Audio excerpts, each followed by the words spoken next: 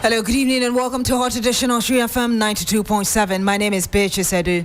And I am Alfred Ocansey. The news is also live on Kasmi 107.1 FM and across the world at 3news.com. On Facebook, we're streaming live on 3FM 927. Coming up in the next 1.5 hours. Tonight, NPP caucus pushes for early recall of Parliament after Tuesday's indefinite adjournment by the Speaker. We'll bring you all the details you need to know. Meanwhile, 3 NDC MPs say they will sponsor a private member's bill to repeal LI 2462, which permits the granting of mining leases and forest reserves. Also coming up tonight, governing MPP alleges the confusion on Parliament is part of a grand scheme by opposition NDC to rig the December 7 polls. We've got the details for you here on your Election Command Center. Also on the fight against illegal mining, we must regain momentum in Galamsey fight. That's according to engineer Dr. Ken Ashigbe, who leads the Ghana Coalition Against Illegal Mining. Stay with us here on your Election Command Center. Also, the former Auditor General Daniel Yao Demelevo has been advocating for citizens to vote against perceived corrupt candidates. You hear from him here on Hot Edition on 3FM 92.7. We're live on W 93.5 in WA and beyond, and also across all social media platforms at 3FM 927. As an update from the Ghana Police Service regarding the whereabouts of the CEO of Next Gen Infraco. We'll tell you about it shortly. Stay with us. Let's start from here. And 3 members of the NDC caucus in Parliament are sponsoring a private members' bill to repeal the legislative instrument LI 2462, which allows mining in forest reserves. In a memo to the Clerk of Parliament, the 3 MPs, Al-Hassan Suini for Tamale North, Francis Xavier Susu for Medina, and North Tong legislator Samuel Okudzeto-Ablakwa requested the Legislative Drafting Office to draft for subsequent submission to the Speaker a bill to repeal Section 3.2 of the Environmental Protection, i.e. Mining in Forest Reserves Regulations 2022 LI 2462.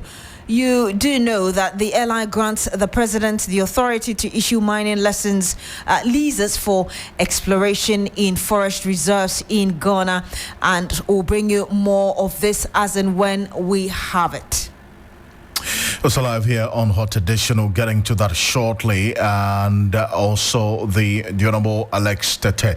Honorable was the second deputy whip for the NPP caucus in Parliament. We'll get details from him shortly and some reactions to this. But there are 3 members of the NDC caucus in Parliament who are leading this particular process to have the LI 2462 repealed. Stay with us, we're getting to that. But away from this, here on your Election Command Center, the governing New Patriotic Party has accused its largest opposition, the National Democratic Congress, of attempting to rig the 2024 general elections using what they describe as crude, undemocratic and unpatriotic methods. The NPP says officials, in fact, have uncovered a secret document from the NDC reportedly drafted in 2021 as part of a strategic plan to frustrate the government's efforts to stabilize the country. The document allegedly outlines steps to disrupt legislative procedures and block the passage of revenue bills in Parliament. NPP's Director of Communications, Richard Ahiagba, made these claims at a news conference here in Accra. He also commended the NPP group in Parliament for upholding the rule of law and resisting what he called the NDC's attempts to incite chaos. The recent occurrences in our country, particularly in the parliamentary impasse and the general disruptive ways of the NDC over the period, confirm a secret document we have obtained that provides strategic guidelines for the NDC's plots to win the election in 2024. I'm talking about a document titled Winning the 2024 Election and Beyond, a comprehensive NDC strategy. Let me start by commending the majority caucus of Parliament led by the Majority Leader, Honorable Alexander Apenyo-Markin, the entire majority leadership for standing on the side of law and, more importantly, displaying maturity, decency, self-respect, and above all, respect for the Ghanaian people, particularly during the sitting of Parliament on Tuesday, 22nd October 2024. They showed restraint and wisdom in spite of the rather infantile provocation and utterly delinquent conduct put up by the NDC minority. Moving on to the NDC's document to win the election 2024, which I've just shown you, our verifications show that it is a legitimate operational document of the National Democratic Congress. In other words, it's not a fake document. It's a true document, a document the NDC has been working with since January 7th or 8th, 2021. The document consists of 11 chapters, each directing the NDC on various disruptive, unfair, and outright crude tactics to aid its capturing of power in 2024. That's the Director of Communications for the NPP, Richard Ahiagba. They're going to get some reaction shortly. Stay with us. Let's still stay on the NPP, and the caucus of the party in Parliament has sent a memo to the Speaker of the House demanding early recall, and this comes barely 24 hours after the Speaker adjourned proceedings indefinitely in the wake of the controversy over his declaration of some 4 seats as vacant. In a memo from the second Deputy Whip, Alex Tete, to the Speaker, the Right Honourable Alban Bagbin, the NPP caucus demanded he summons the House to consider urgent government business. And Dennis Popere-Wedam has details of that memo, who joins us live in the studio. Dennis, just really tell us more about what formed the basis for this recall and whether or not the memo details what the NPP caucus considers to be urgent government business beyond what I just read. Well, so this memo is dated 22nd October 2024. That's yesterday. The subject is notice of meeting by request under Article 1123 and Order 53 of the standing orders.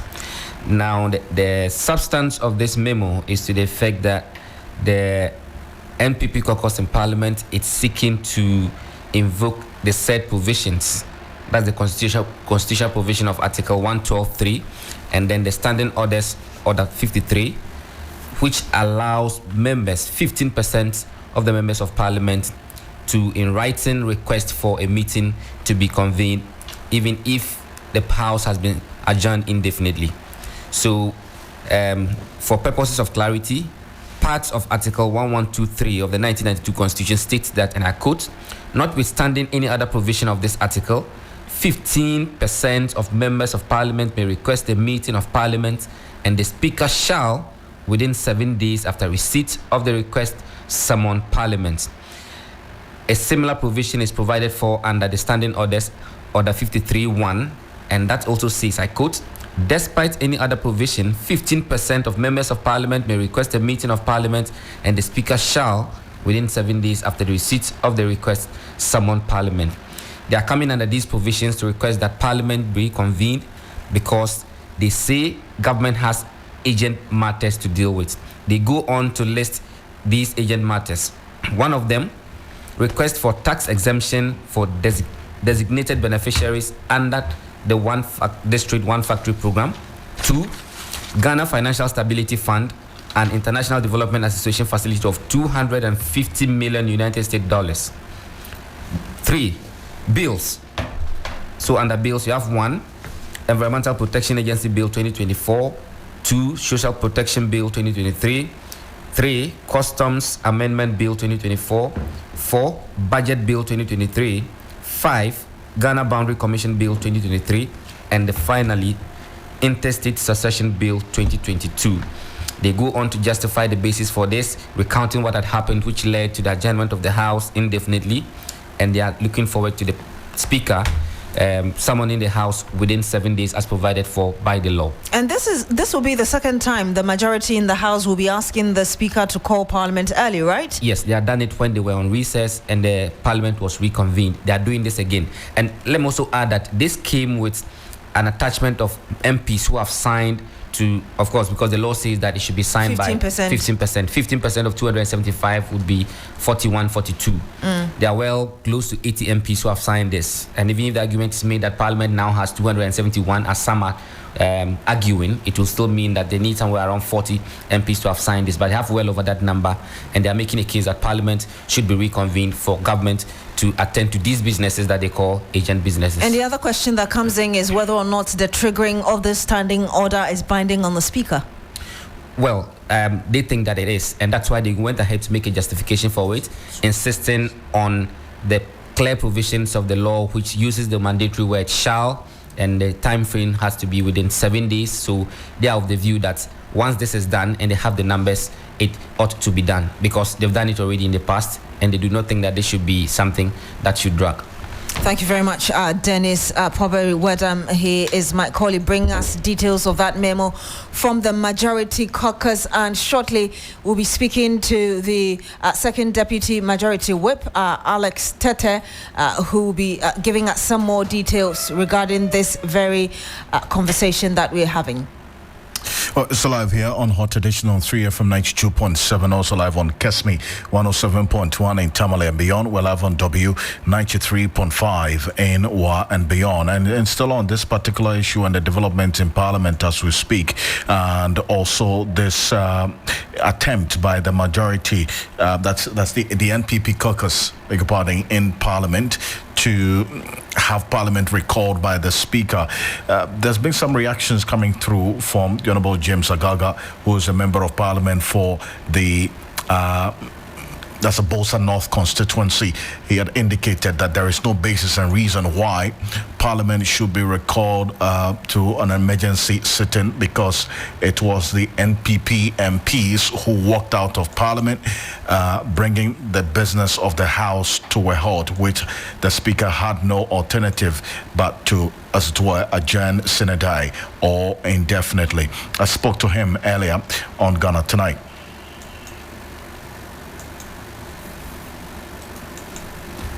Was expecting? Well, the Speaker's exercise of discretion to adjourn the House indefinitely was never on the table. It wasn't something we thought of. We had the expectation that at least the Speaker was going to allow us to continue with the business of the day.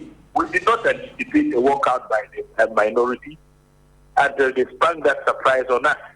We thought as law-abiding members of Parliament, they would have taken over their seat. Sat to the left of Mr. Speaker to allow for government business to flow. Unfortunately, they decided to run away. So, Alfred, they cannot have their cake and eat it. You see, they decided to walk out, today, they staged the walkout when they knew that there is some government business to be transacted. So if they acted responsibly and the Speaker has now decided to suspend the House indefinitely, it would be mischievous for them to turn around and say they are asking for an emergency recall. An emergency recall to do what? To consider urgent government business, as I ran through two Supreme Court Justice nominees. What is the nature of the business? If you look at today's order paper, what was on the order paper? A number of bills on the establishment of some public universities. But why on earth did they vacate the chamber? Question is, have they now succeeded in having the matter they themselves have sent to the Supreme Court result? Has the Supreme Court given a definitive pronouncement now as we speak? Right. You know, when the Speaker hinted that, he has now been served with some orders of the Supreme Court, all along, things were done at Mr. Speaker's blind side. Now, if he has been served, there is a statutory period within which Mr. Speaker, would be allowed to file his defense in the matter. Statement of case. Okay. Etc. There is a certain statutory period. If the statutory period within which Mr. Speaker must file, his defense or a statement of case is not exhausted, the Supreme Court gets to do nothing about the matter pending before it right now. So what it means is that the status quo must be respected. So if they suddenly decide to trigger a recall, what would they be seeking to achieve? Honorable James Agaga is Member of Parliament for the Bosa North constituency on the MPP caucus in Parliament, sending a memo to the Speaker of Parliament demanding an early recall of Parliament after the Speaker adjourned Parliament indefinitely yesterday. And you're still here on Hot Edition on 3FM 92.7. Let's get some more into other matters, and especially with respect to relation to Parliament and the demand that some three members of the NDC caucus in Parliament, they are sponsoring a private members bill to repeal LI 2462, which allows mining in forest reserves.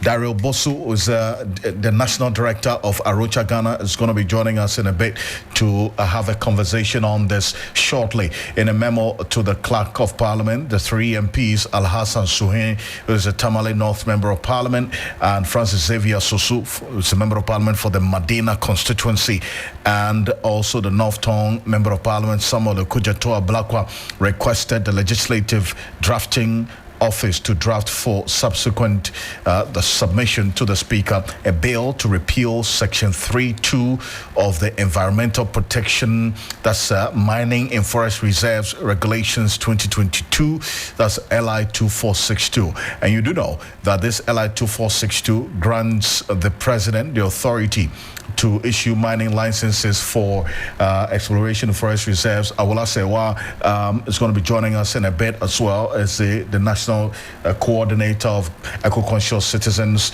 to have a conversation on this. In fact, prior to the resumption of Parliament for this last sitting of this 8th Parliament, one of the promises that government made to organized labor, reason why organized labor suspended its decision to go on this nationwide strike, was that LI 2462 was going to be repealed when Parliament reconvenes. As we speak, LI 2462 is still on our books because Parliament has still not been able to do its work of going through the process of repealing this LI 2462. This is one that we're keeping an eye on quite closely, because organized labor had that conviction that Parliament was going to go through the process of repealing this particular law. So stay with us here on Hot Edition on 3FM 92.7, also live on Kesmi 107.1 in Tamale and beyond. We're live on W 93.5 in Wa and beyond. We'll get some reactions to this and the happenings in Parliament shortly here on Hot Edition. And also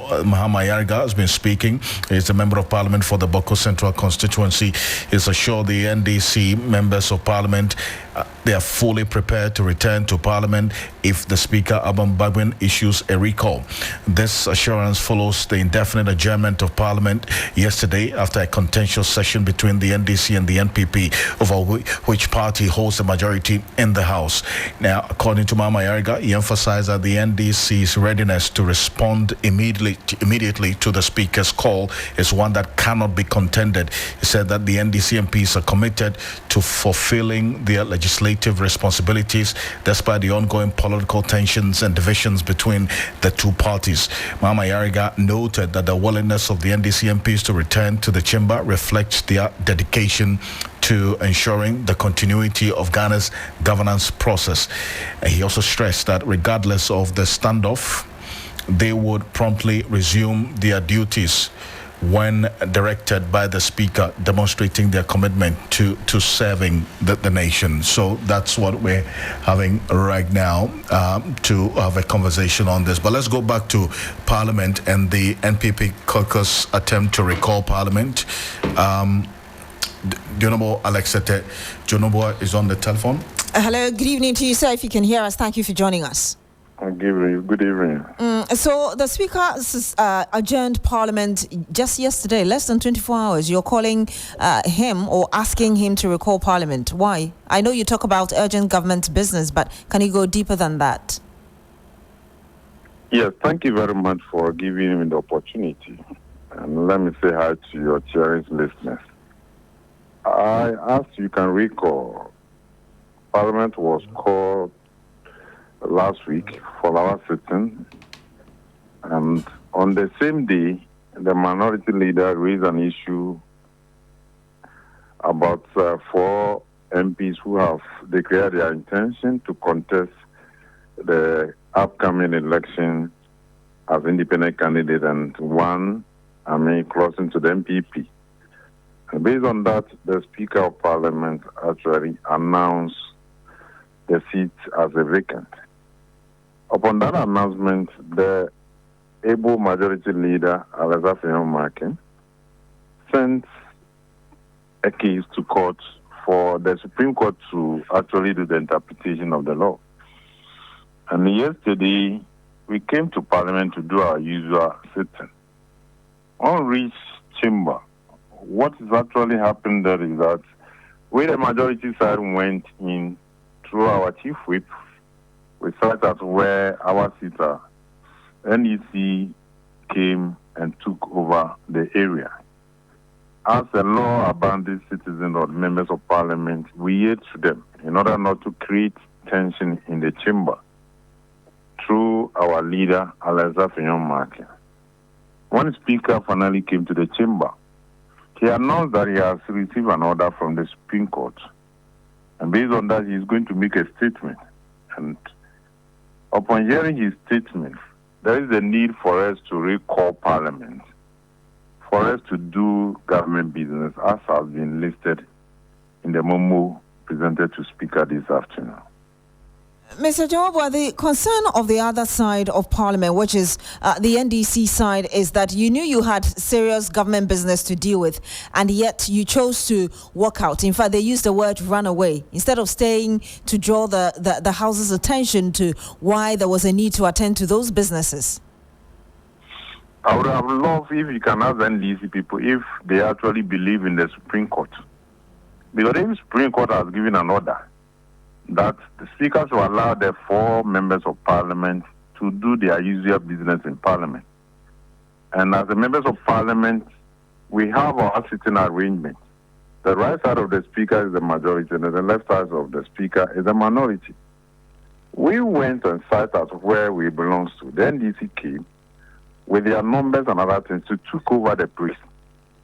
And some of their members are pulling the leaders that we should, get up from the place.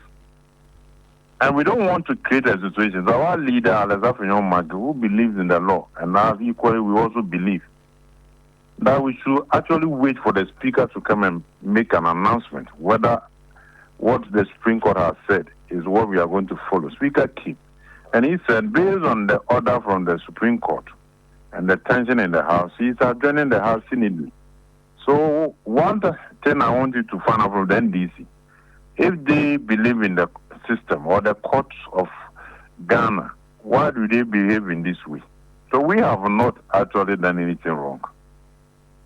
You have not done anything wrong, you say. And again, one other thing the NDC I wouldn't want to call minority majority since that is in contention right now. One other issue they raise is why you always seem to want to call them back to the House when there is their usual, or you have your usual recess in the name of government business. Because this will be the second time in, I think, less than 3 months that you would ask the Speaker to recall Parliament earlier than scheduled. Yeah, my sister, I have listed a number of government business or items on the petition that I've sent to Speaker. And what I want to find out from the NDC is these items that I've listed important or not. We, the majority side, believe that we need to pursue this particular agenda, like the Environmental Protection Agents Bill, the Custom Amendment Bill, the Budget Bill, the Ghana Boundary Commission. If you can recall, when Ghana discovered oil, Cote d'Ivoire came in that what the area that we have discovered area belongs to them. So if we want to help Ghana, if we want to save Ghana, then this Ghana Boundary Commission bill, we need to pass it as an agent to help. Another $250 million Ghana Financial Stability Fund is also important. The 1D, 1F. We are all yearning for, government to employ Ghanaian graduates and other people. And companies have actually shown up to establish one district, one factory, which government need to give them tax exemption. Are they telling us that it's not important? We believe that it's very important. That's why we are recalling the House. And I believe that we have used the constitutional instruments as well as our standing order of Parliament to recall Parliament back. Mr. John, well, my last question to you. You seem to be painting a very good picture for the MPP and saying that the NDC is to blame for what is happening in the House and eventually the Speaker adjourning the House indefinitely. You don't think that the MPP also has a role to play when Alexander Apenyo-Markin went to court before even the Speaker could declare the seat vacant using ex-party processes, and eventually we've seen all the procedures that have taken, or we've seen in the House, and leading the Speaker to declare or adjourn the House indefinitely? You don't think that you have a role to play in this impasse currently in the House? We have a role to play. That is why the majority leader has done his best to actually send the issue to court. You know, when the Speaker made a pronouncement, it gives the NDC power that once our numbers have been reduced by 3, automatically that's their thinking. But on that day, Speaker didn't mention that we are the minority or majority, but NDC used that pronouncement as the basis for them to claim the majority leadership. And as the leader of the House, he thinks twice that we need not to create any tension or create chaos in Parliament. And we all believe that the 1992 Constitution is the instrument that Ghana we are using in Parliament, that we had our standing order. And the best court to interpret or do the interpretation of our Constitution is the Apex Court of Ghana. And that is Supreme Court. The import of the question was, if you had not gone ahead of the Speaker, as it were, perhaps we would not be here. But that one would also not help us to prosecute government business, because NDC will not allow us to sit at our majority side. Even though Speaker didn't mention that is the situation, but NDC is claiming that they are the majority side, and they went ahead to do a press conference on Sunday that they are coming as a majority side to amend or cancel some of the taxes that Parliament has passed.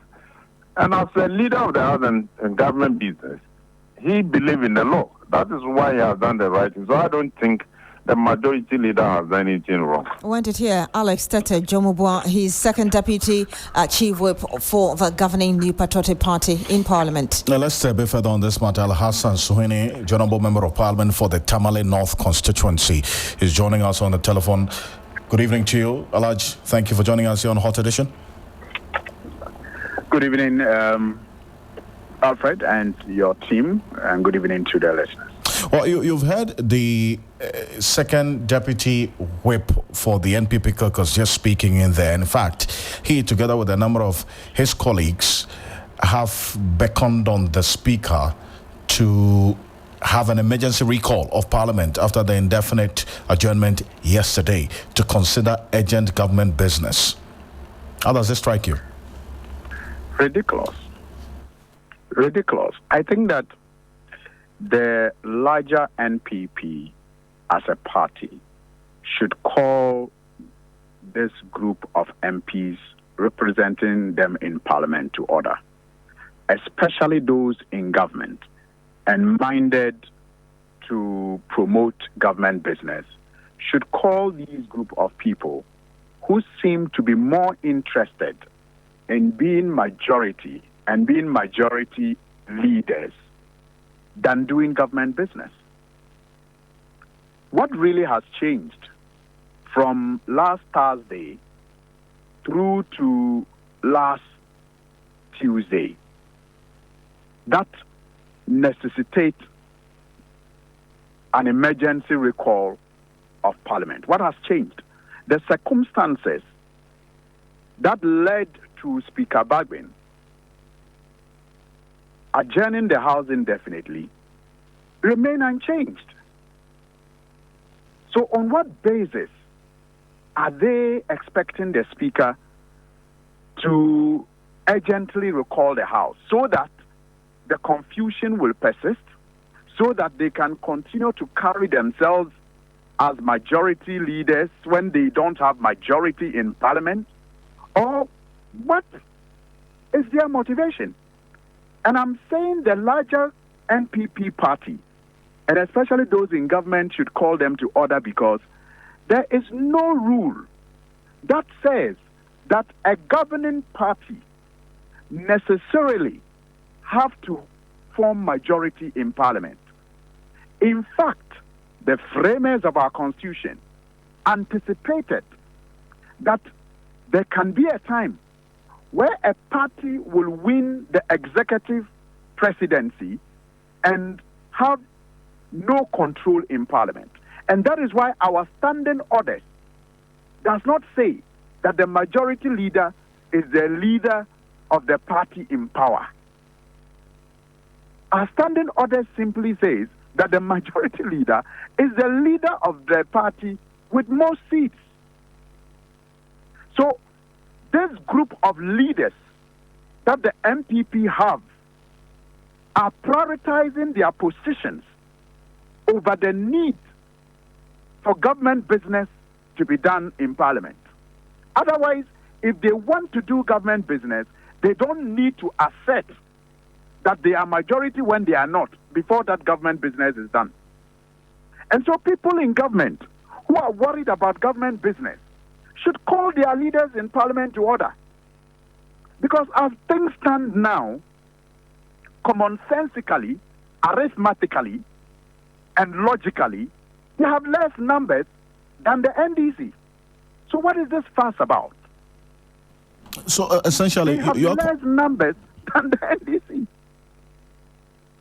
Your contention is that if Parliament is even recalled as per this, memo by the NPP caucus, the substantive issue of who is majority, which has not been resolved as yet, will still be disruptive. Will persist, because we will not, abdicate. We are going to jealously protect our newly earned status as majority in Parliament. Unless, of course, they are recalling the House to do government business with an agreement that they will move to where they belong, the minority side. Otherwise, if they insist that they are the majority, then nothing has changed.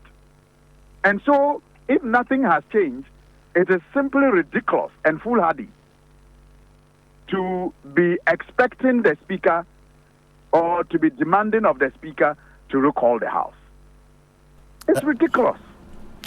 I want to have you hold on a bit. Take a listen to the NPP's Director of Communications, who says all of this and what you, the NDC caucus in Parliament, is doing is part of a grand scheme that is captured in a document that was authored as far back as 2021, and you've been executing the details of it. So this chaos we are saying is part of the plan. Take a listen to him and I'll have you respond. The recent occurrences in our country, particularly in the parliamentary impasse and the general disruptive ways of the NDC over the period, confirm a secret document we have obtained that provides strategic guidelines for the NDC's plots to win the election in 2024. I'm talking about a document titled Winning the 2024 Election and Beyond, a comprehensive NDC strategy. Let me start by commending the majority caucus of Parliament led by the majority leader, Honorable Alexander Apenyo-Markin. So that's what you have there, Al-Hassan Sueni. So this winning the 2024 election and beyond document, it's a secret document that they've intercepted. And all of this happening in Parliament is part of the grand scheme in that document. You must credit our opponents, the NPP, with a very fertile imagination. And if you like, you can top it up with their knack for propaganda. They are so good at it that I remember at one point in time, our Chairman General Mosquito said, they are like the birds that will spoil or muddy the water and then go up the riverbank to scream about how people are muddying the waters. Clearly, they have been on a tangent to find equalization with their leaked document, Ejapadie. You recall? Their first response to the Ejapadie document was that the NDC created it. And so, because they have not been able to convince Ghanaians how the NDC could be that imaginative to prepare a document long ago that they have been implementing, they have now sought to create a document on behalf of the NDC so they can equalize. That's all they are doing. That's all they are seeking to do. It is as fake as they themselves are. That document is as fake as they themselves are. And I am convinced that it is aimed at, equalizing on what should not even be a reason for equalization, because the fact is that the Japadia document was produced by them and it's been implemented by them. The plots and the scenes are there for everybody to see. And many people who initially dismissed the Japadia document when they first saw it started paying attention to it only when they started seeing the implementation of some of the things that were in that document. But they have been at pains to fabricate something. So the first fabrication was that the NDC prepared it. And this is the latest one to say that we have prepared a document on how to win the 2024 general election. The 2024 general elections will be won, one, on the basis of our superior offer to govern better, and two, on their abysmal performance in government. Unlike them, we are not seeking to win the 2024 elections with a strategy. They, on record, have said, and it has been repeated by many of them, that they are going to win by strategy. So, perhaps faking documents is part of that strategy. Can you imagine, after 8 years in government, they are not talking of winning an election on their record of performance, on the economy, on protection of our environment, providing jobs. They are talking about winning on a strategy. So this is perhaps part of that strategy, that we intend to win this election, and inshallah, it's only a matter of time. It's been won already on the basis of our superior policies and programs that are aimed at resetting this country and rescuing it from the state capture that they have been embarking on.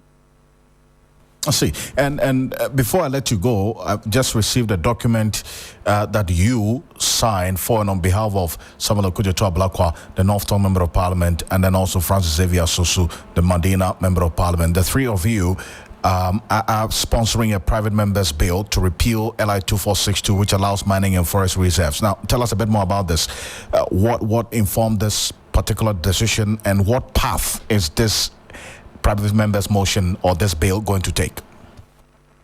Well, we do not have time. As a majority group in Parliament, we are seeking to, do the private members' bills that we think will help, provide some level of if you like, comfort to the people of Ghana. Look, our forest reserves, we are told about 30 plus have all been depleted as we stand, as we speak. In fact, we all are witnesses to the devastation that this government have supervised when it comes to our vegetation and our lands as a result of illegal mining activities. In the last 8 years, they have issued over 1,600 mining licenses to small-scale miners. When since 1995 till 2016, we had only about 57 licenses issued.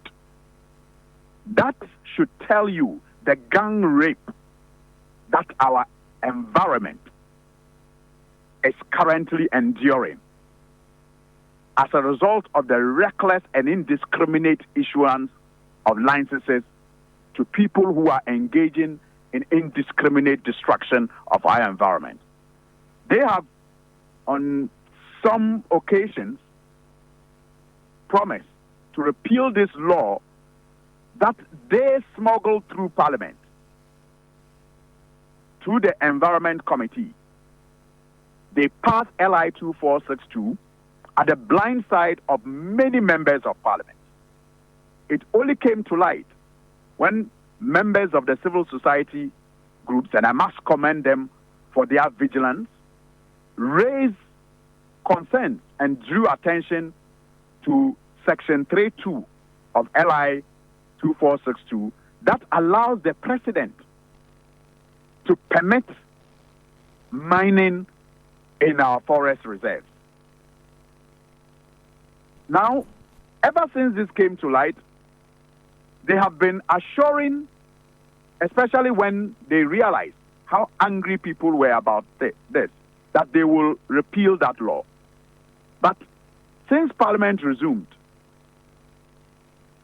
they have made no move whatsoever to give any indication that they are really committed to their promise to repeal the law. And so we have taken it upon ourselves. Myself, as ranking member of the Forest, Lands and Natural Resources Committee, my colleague, Honorable Samuel Kujeto Ablakwa, Member of Parliament for North Tong, and Chairman of the Assurance Committee, and Francis Xavier Sosu, Honorable Member of Parliament for Medina, and also member of the Subsidiary Legislation Committee, to promote this,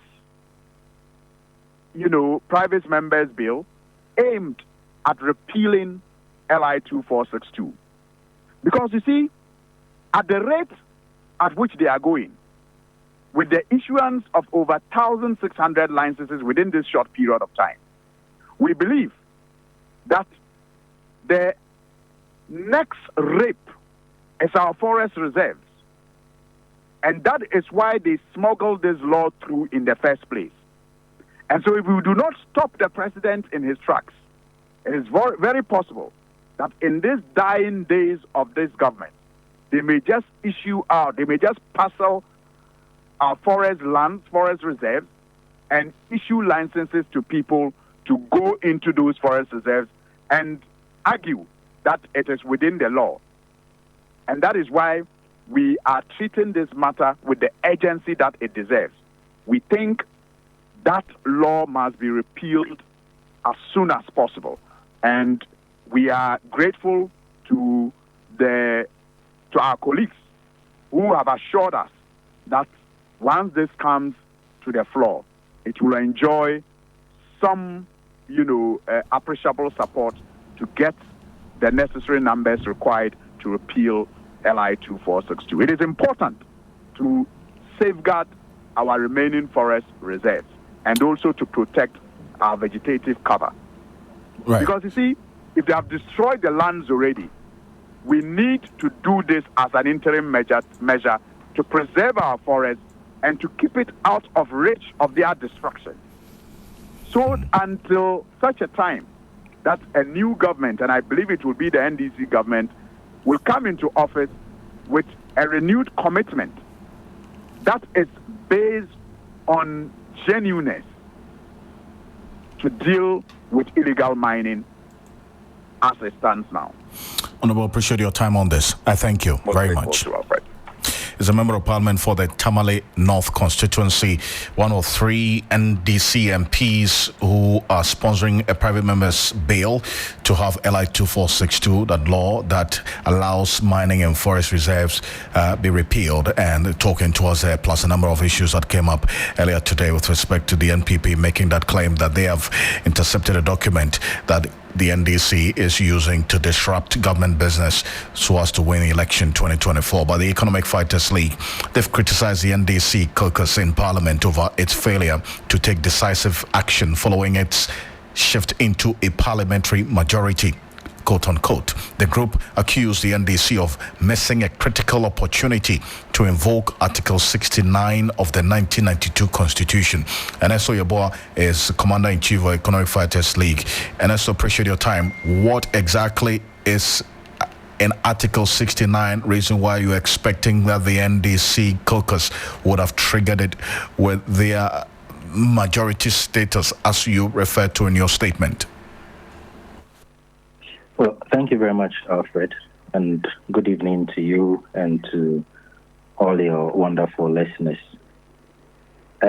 Article 69 is simply the article in the 1992 Constitution that enables the removal of a certain president. And it lays the basis as consistently and engaged in willful violation of the oath of office of the president, as set out in the second schedule of the Constitution. So, among some of these would also include a president who has lost integrity, basically.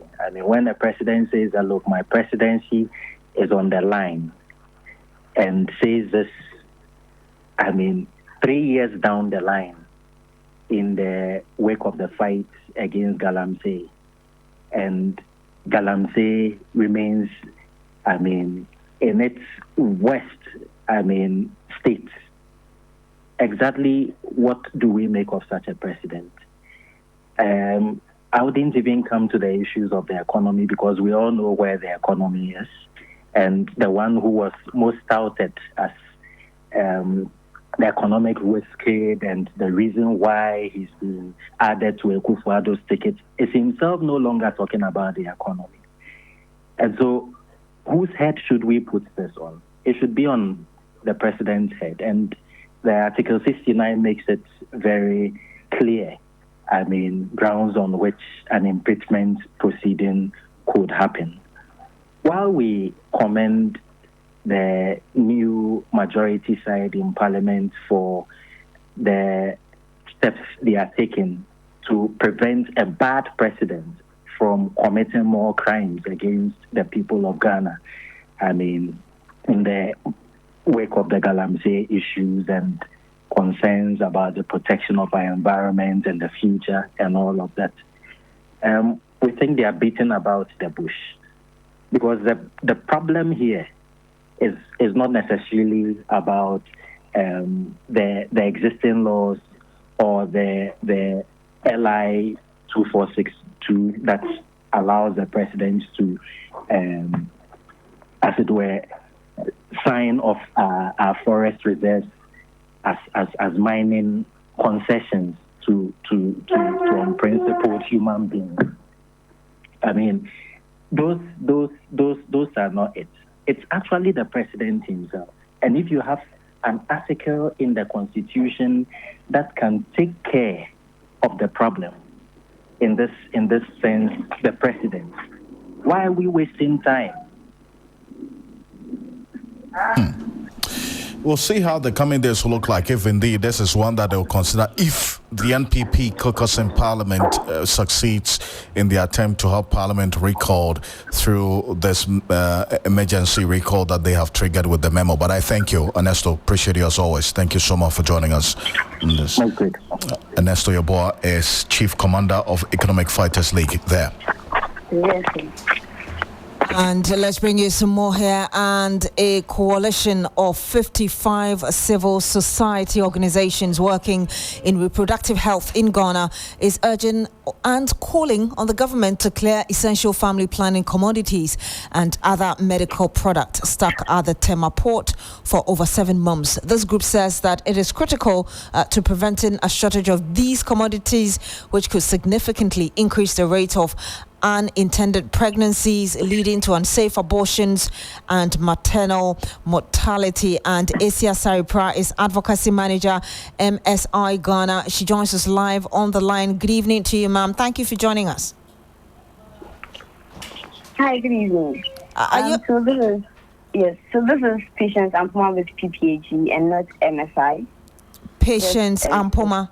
All right. With PPAG, yes. Thank you very much, ma'am, for joining us. Are you able to tell us really more about these products that are stuck at the port and the implications beyond what I just talked about? Yeah, so once again, a very good evening to all our listeners. And as you did mention, yes, there's been some commodities stuck at the port for over 7 months now. And what this means is that more people do not have access to commodities. And not having access to commodities means that people cannot be able to plan their lives, especially when it comes to making use of contraceptives. That means we are going to have high teenage pregnancy rates. That means we are going to have high unmet need for contraception. And that also means that more young people do not have access to contraception, which becomes a big blow for us because we know that teenage pregnancies can lead to unsafe abortions. So we are living in that rippling effect of these kind of social vices, and we think that as an NGO, this is not proper for us. And we know that population issues are development issues. Family planning is a development issue. So the earlier we tackle this issue, the better for the nation. We understand that the family planning commodities stuck at the port currently are valued at over $1.6 million, and they were donated by the World Health Organization and the UNDP. Are you able to tell us more really about whether or not this figure is what it is? Okay, we seem to have lost there. Patience Ampoma, she is with Youth Focal Point, one of the CSOs asking the government to clear some goods currently stuck at the port. Well, it's live here on Hot Edition on 3FM 92.7. We're live on Kesmi 107.1 in Tamale and beyond, and also on W 93.5 in Wa and beyond. Number of you sharing your thoughts with us on Facebook and also on X. We'll read out to you and to the rest of the world shortly. Menio Election Command Center, business news with Bismarck Ewusa comes up right after this quick break. Stay with us. Today, we thank you very much for your invaluable service to this great company, and we wish you well on your retirement. Cheers. Thank you. Happy retirement, Lay. Thank you very much. So are you staying or you are going back to Ghana? I'm going back home, of course. Wow. You really built? I've got a home at Lakeside Estate. Really?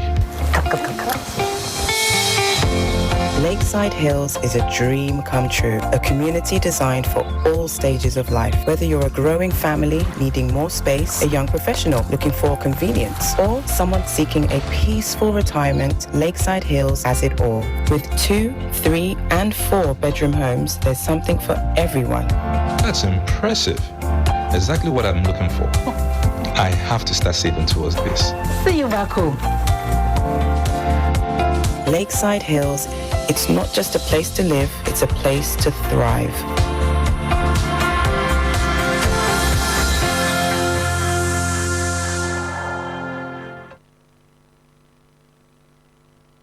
The biggest food Drink and Music Festival is returning this October. The Eat, Drink, Music Festival is back. Let's go! Get ready for 2 unforgettable days filled with the best food and drink vendors, top DJs, and amazing musicians. Join us for an experience like no other, featuring world-class performances, a variety of local and continental foods, drinks, and fun activities. Oh, yeah. Location, Good Park, Accra Mall. Dates, 26th and 27th October, 2024. Time, 12 p.m. to 12 a.m. Get your tickets now on all networks by dialing *714 *500#. For more information, visit www.eatdrinkmusicfestival.com. Eat Drink Music Festival, the ultimate festival experience.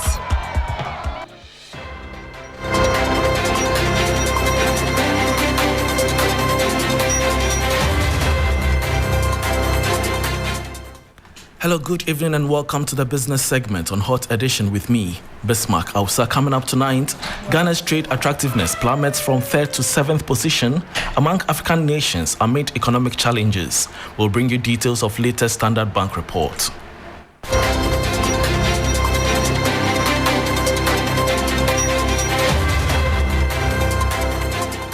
Thanks for your company. To start with, Ghana's trade attractiveness has taken a significant hit, dropping from the 3rd to the 7th position among African nations, according to the latest Standard Bank Africa Trade Barometer. This decline is attributed to a deteriorating macroeconomic environment and diminishing trade confidence. There is more in the following 3 Business News Desk reports. The latest Standard Bank Africa Trade Barometer has issued a stark warning over Ghana's declining trade competitiveness, particularly affecting small and medium-sized enterprises. The report points to challenges such as limited access to foreign currency, notably US dollars, as a key issue, hindering import payments and cross-border business activity. The latest, while other countries like Tanzania and Mozambique show improvements, Ghana's trade attractiveness continues to decline. With high inflation and currency depreciation weighing on its economy, experts stress the need for prudent management to ensure sustainable growth under the African Continental Free Trade Area. And that was a 3 Business News Desk report. Moving on, President of the Association of Ghana Industries, AGI, Dr. Humphrey Yimdake, has called for urgent improvements in Ghana's macroeconomic policies to sustain the remarkable 8.2% growth achieved by the industrial sector in the second quarter of 2024. Speaking to 3 Business, he stressed that creating a more favorable business environment, particularly for small and medium-sized enterprises, SMEs, is essential to maintain this momentum and drive long-term economic growth in the country. In the manufacturing sector, there's a lot of over-gearing of enterprises that tells you that their debt position or their various loans, you see a lot of non-performing loans already play in there. And I demonstrated it from the cost push factor. By virtue of the cost push factor, you are even limited in your capital formation. Your capital formation is weak because every 2 weeks the exchange rate is eating part of your profit. And the cost that run through by virtue of a multiplicity of tax is also eating into your profit. So no matter what businesses you do, you ask yourself, how do I pay an interest rate over 35+%, which is one of the most highest within the sub-region. So that is why you see the effect on the Ghana Stock Exchange. And the myth also of the illiquidity of the stock exchange is another matter. But there are general economic difficulties for manufacturing. Dr. Humphrey Yimdake is president of the Association of Ghana Industries, AGI. Now, the National Insurance Commission, NIC, as part of its initiative to enhance insurance education, organized a workshop for High Court justices.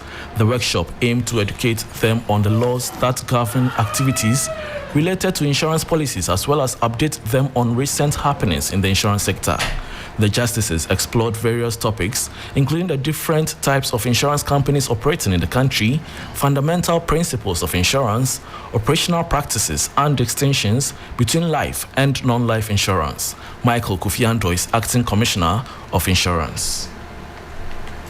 This workshop is significant because insurance delivery has or generates disputes that need to be settled. Policyholders, other insurance stakeholders have grievances which need to be redressed. And usually the redress is through the law court. And it's important for the judges of the court to be updated on what's happening in the industry. So when they have disputes on their hand, or they have cases on their hand, they will be guided by correct, up-to-date information, laws, regulations, practices, so they can administer justice in that sector. And that is why we held this workshop for the justices of the High and Supreme Courts. Michael Kofi Ando is Acting Commissioner of the National Insurance Commission. Before we go, the Ghana Export Promotion Authority says it is committed to supporting innovation in the coconut sector by providing platforms for capacity building, research, and technological advancement. In her keynote address at the 2024 Ghana Coconut Festival in Accra, Chief Executive Osafo Henema, Dr. Afua Isabia Asari I stressed the move aims to ensure that Ghanaian coconut products remain competitive and sustainable globally. The IMF's World Economic The coconut industry has the potential to create thousands of sustainable jobs. Against this backdrop, the Ghana Export Promotion Authority has distributed over 1 million seedlings covering over 15,000 acres. This has generated about 350,000 employment opportunities, particularly for women and youth within the cocoa value chain. The future of the coconut industry lies in sustainability. We must ensure that the growth of the industry benefits everyone, from the farmers cultivating the crops to the consumers who enjoy the final products. Promoting environmentally friendly practices, ethical sourcing, and fair trade will ensure the long-term success of the industry while protecting our own environment and enhancing the livelihoods of all of us who are involved. Patrick Ndabia stressed the economic contribution of the cocoa industry. The contribution of the coconut industry to the development of many economies has proven to be an indispensable tool towards poverty reduction effort. The utilization and alternative use of coconut have received the highest acceptance and recognition all over the world, and is nicknamed a tree of life.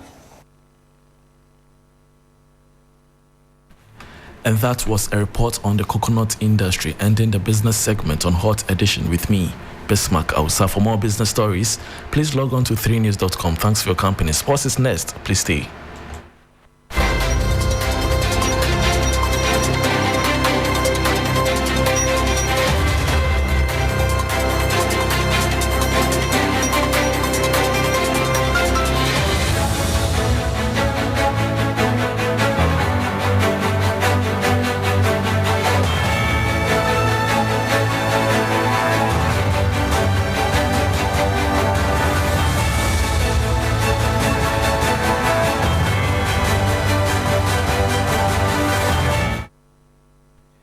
Hello, good evening, and welcome to the sports segment here on Hot Edition on QFM 92.7. We'll be taking a look at some of the news stories coming in today, and then we'll also look ahead to the Champions League fixtures, as there's a ton of games which is expected to be played later tonight. Two of them have already started, and I'll be bringing you update on that as well. But before we get to the UEFA Champions League, let's start off from some Ghanaian news, and specifically focus on the Black Satellites because their match against Togo, the host of the WAFU Zone B Under 20 Championships, has just concluded and ended 1-1 between the two sides. And so what that result means is that Ghana finished top of Group A with 5 points ahead of Niger, who also picked up 4 points after beating Benin 1-0 in their final game. So Ghana qualified to the semi-finals alongside Niger as well. The Black Satellites now await who their opponents would be in the semi-finals of the WAFU Zone B Under 20 Championships. Remember that this tournament serves as a qualifier for the Under 20 AFCON itself, and the only way the Black Satellites can qualify is if they reach the final of the competition. And so they are now one win away from reaching the AFCON, the tournament that they missed in the last edition. Let's move on from that and focus on Ghanaian players abroad, because Abdul Mumin has been named Rayo Vallecano Player of the Month for September. The defender was a key part of the Rayo team that went unbeaten throughout the month despite facing stronger opposition such as Atletico Madrid and then Girona. Mumin scored 1 goal and helped the team concede just 3 goals in September. His thunderous strike against Osasuna that sparked the comeback victory also won La Liga Goal of the Month for September. And so the month of September will definitely be one that the defender remembers. But and in England as well, Ghana forward Antoine Semenyo was also adjudged as the Bournemouth Player of the Month for September, and also won the Goal of the Month for September as well. So 2 awards for Semenyo. The Ghanaian played every game for the Cherries, and he continued his brilliant start to the season, which saw him also adjudged as the Bournemouth Player of the Month for August. He now has 3 goals for the club in the Premier League this season. That's the most by any player in Bournemouth as well. So he's enjoying a start to life with Bournemouth in the new season. And as I promised, the Champions League action currently ongoing. In the early kickoff, Atalanta hosting Celtic. It's currently 0-0 in that one, 65 minutes gone. And Brest are also holding Bayer Leverkusen to a 1-0 draw. Both teams have previously won their first 2 games of the competition. That's the league phase of the UEFA Champions League. There's still a lot more fixtures to look forward to. There's the blockbuster between Barcelona and then Bayern Munich. Atletico Madrid face Lille. Benfica hosts Feyenoord. Manchester City are home against Sparta Prague. RB Leipzig hosts Liverpool. Salzburg are at home to Dinamo Zagreb. And then Young Boys also host Inter Milan. Let's now hear from Liverpool boss Arne Slot on the challenge that lays ahead as they travel to Germany to face Leipzig. That after 2 games you can have a league table that doesn't tell the whole story, because you can face teams from pot 4, is also you call it pot 4 or group 4? Group 4, or you can face the difficult ones in the beginning, and that's what they had. So very good team, and yes, the fixture list is tough, but what would you expect if you play Champions League and Premier League? The fixture list then is tough, and that's what we like, that's what we want. So we have to deal with it, and we like to deal with that. Well, Manchester City, on the other hand, are at home to Sparta Prague, and Pep Guardiola has been speaking ahead of the game, looking at the fitness of his squad. Of course, we prefer to be all together because you have 4 important absences right now with Kevin, Kyle, Rodri, and Oscar. 2 of them, hopefully they come back close. Oscar, I think January, February will be ready. November, January, I think so. And Rodri, we know, will be missed a lot until the end of the season.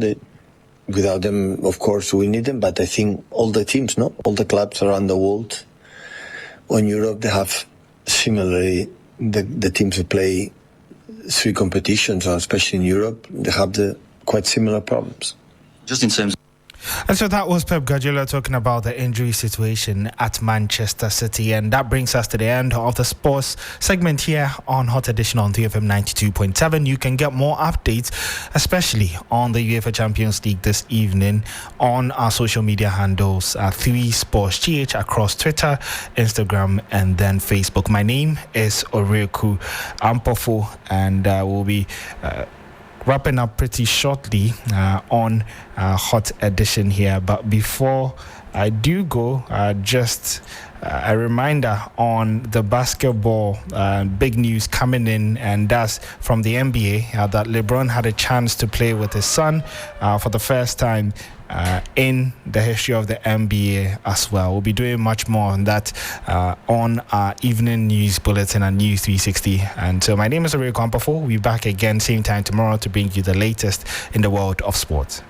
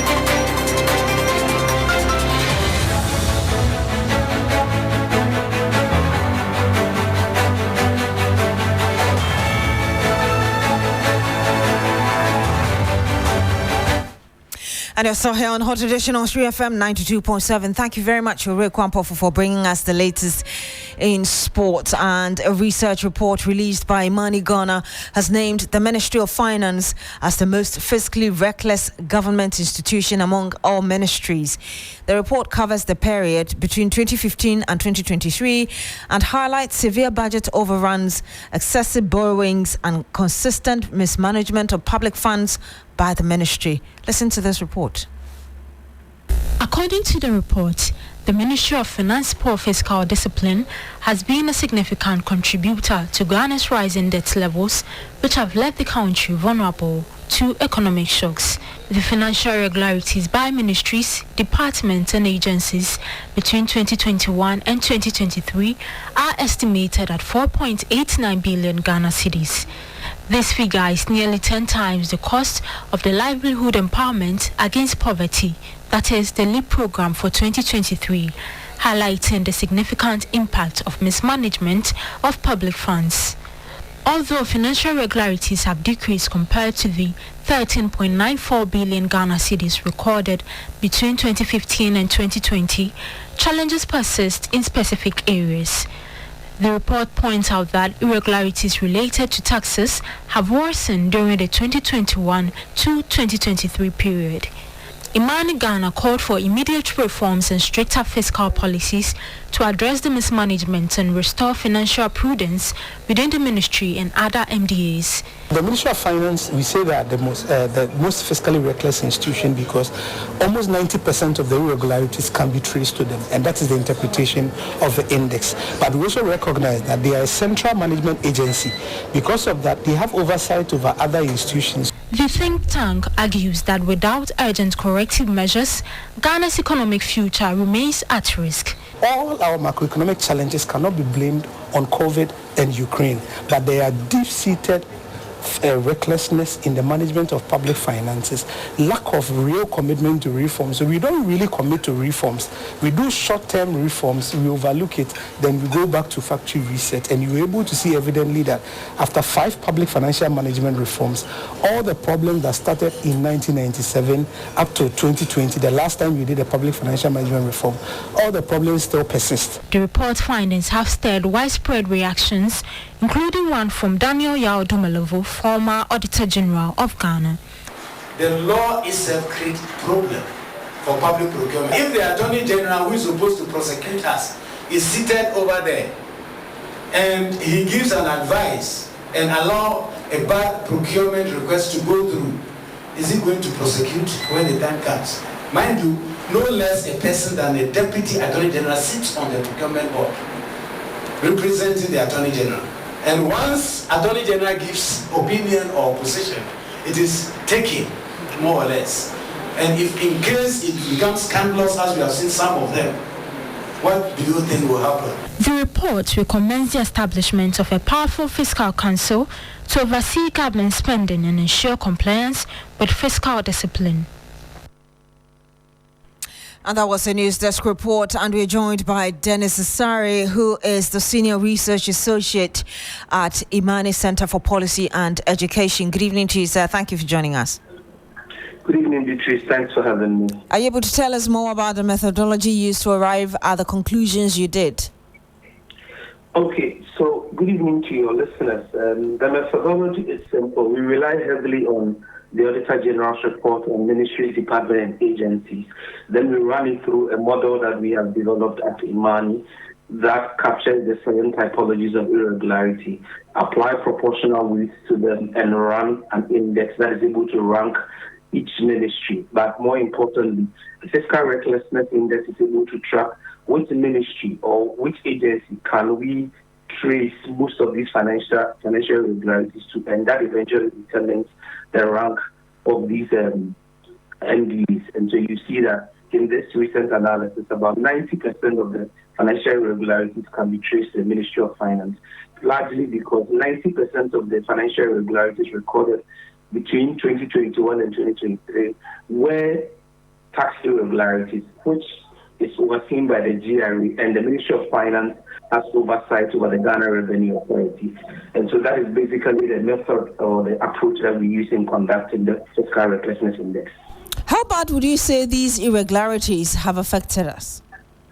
So it is very bad, because given that we've done 5 public financial management reforms and we seem not to be able to stem the bleeding and stop some of these irregularities, because if you look at the underlying drivers, most of them are either negligence or lack of commitment to enforcement of public financial management rules, or even revenue collection rules. And so what we see is that there are instances where taxes remain uncollected. There are instances where people are embezzling or fraudulently withdrawing funds or public resources without any trace or without any monitoring within the public financial management system. And so even though while some of these are recoverable, the losses within that particular year are not estimated and may sometimes potentially not be recovered. For example, if a ministry uses the wrong public procurement method, which means that the government may lose money because value for money will not be assured. Secondly,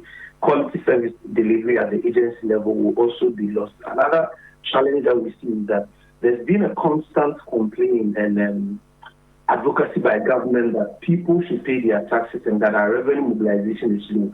However, this is the case where a greater amount of money sits within other public institutions or sits with businesses who are not paying the taxes. Additionally, there are also instances where public agencies mandated with the responsibility to collect these taxes are also not enforcing the rules or even the sanctions to never compel people to pay these taxes. So there is a combination of either losses that we make or savings that we could have made in the public space in order to ensure quality service delivery and also protect the public space. And so these are some of the channels through which that we may lose money or savings that we don't get a chance to make here.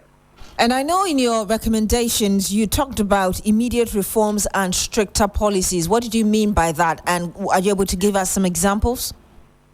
Yes, so which is clearly what we've seen is that after 5 public financial management reforms and these problems still persist, it tells you that largely the political economy is not allowing the public financial management system to work effectively. And so that is why we are pushing strongly for an independent fiscal council, not what we saw in 2018, but a fiscal council that has the power to bite, that has that overarching authority oversight over big ticket public expenditure items of government, and will have some oversight to stop certain things that government will do that may jeopardize our fiscal situation. Secondly, we are saying that since 2017, the GRA has embarked on a raft of digitization mechanisms or digitization products.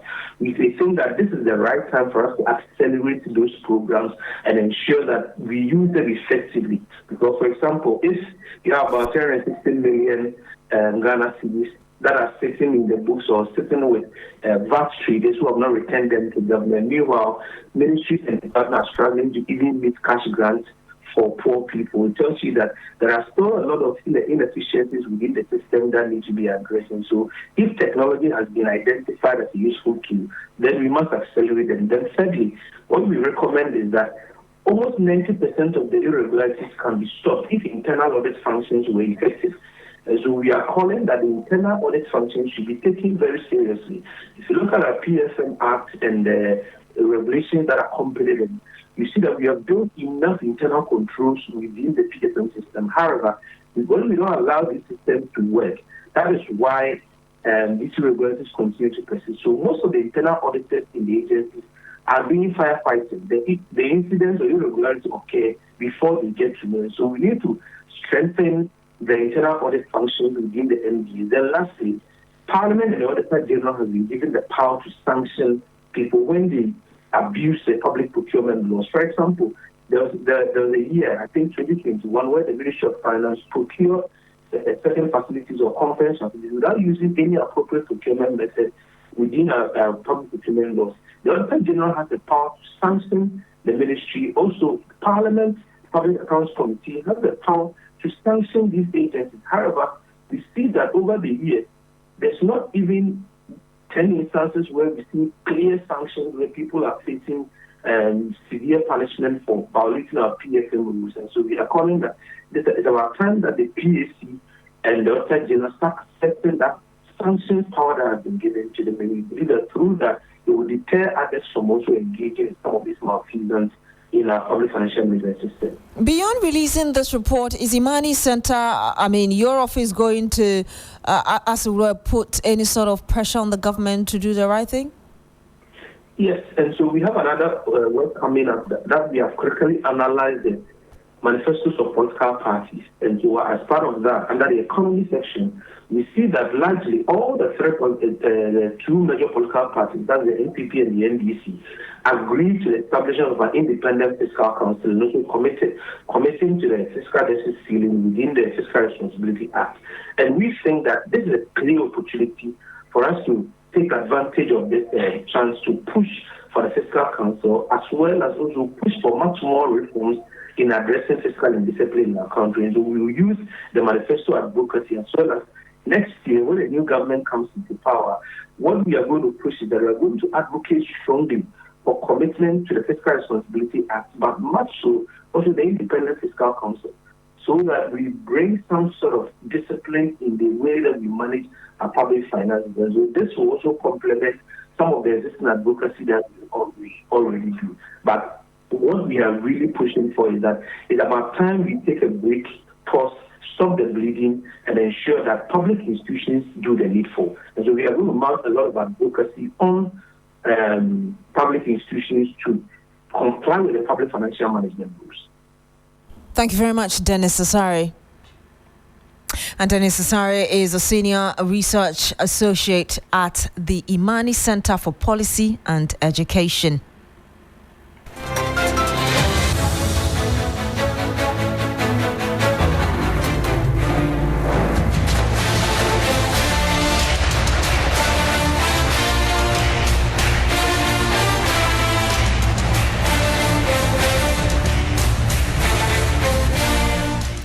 And you're still here on Hot Edition on Shri FM 92.7. Welcome to Campaign Trail.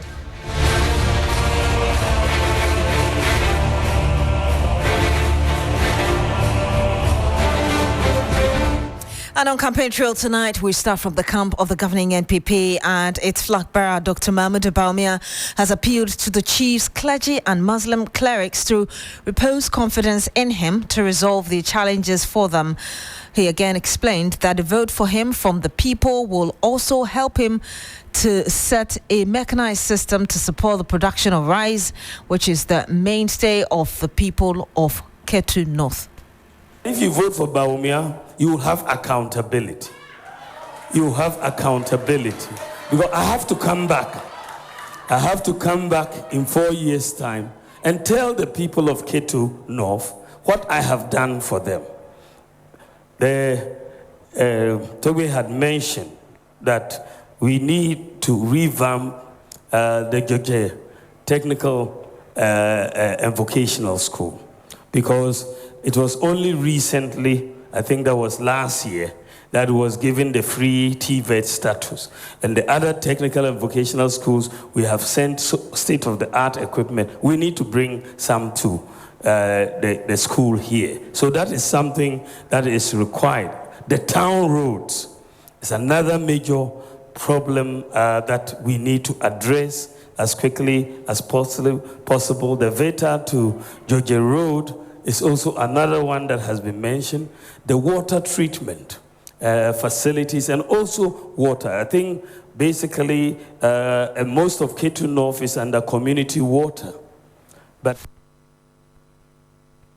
Ajay, the flag bearer of the governing New Patriotic Party and Vice President Dr. Mahmoud Bawumia to the camp of the NDC, where the national chairman of the party, Johnson Asiedu Nkatia, has also advised the people of Asunafo South and North in the Ahafo region not to vote based on family relationships, but for a competent person. He says that the habit of some voters strictly making decisions to vote for people and parties based on family or close relationships has contributed adversely to Ghana's development.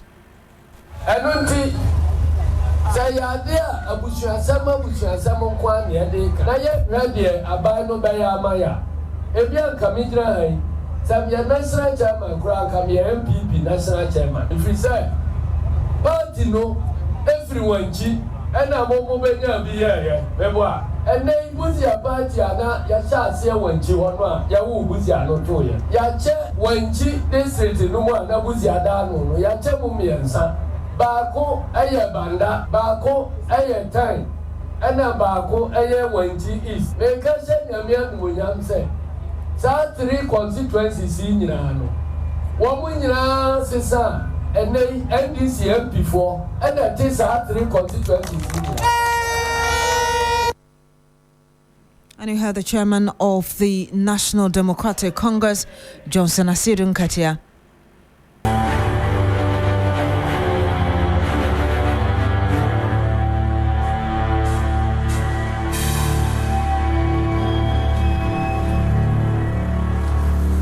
And that's it for Campaign Trail on Hot Edition on Shri FM 92.7.